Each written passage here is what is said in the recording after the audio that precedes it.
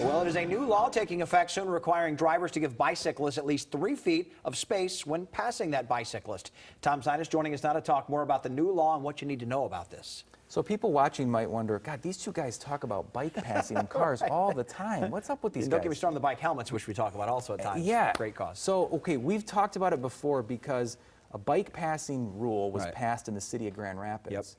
Yep. And so that obviously mattered to a lot of our viewers. But here's the big deal.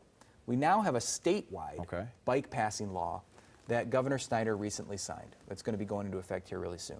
And what is and this law is patterned after a lot of the rules that cities had passed. What does it say?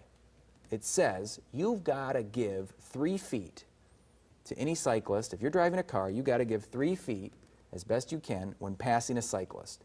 So you're coming up behind a cyclist, you're trying to go around them, give them 3 feet. You don't give them 3 feet, you can get a ticket.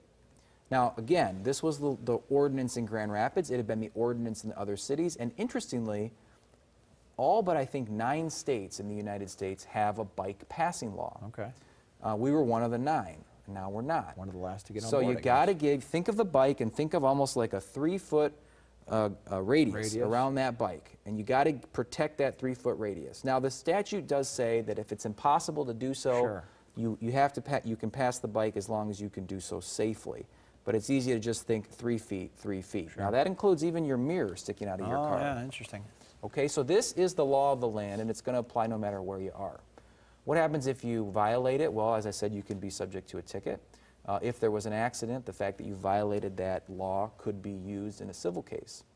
So the other thing that's important to note when we're talking about injured cyclists and motor vehicles, as we are here, is that if a cyclist is injured as a result of an accident involving a car, that cyclist is entitled to no-fault benefits. Auto no-fault benefits, right? Not because anything special about a bike, but because they're hit by a car. They're hit by a car. Sure. Exactly.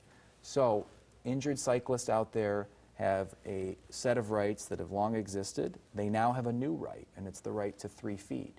So everyone out there, as we're driving around this summer, needs to remember, look around you and give them room. Try to give them room, 3 good feet. All right, Tom, where can people track you down? They need more information from you. Sure, they can find us online at www.sinusdramus.com. Another great website is www.bikelaw.com. Cool.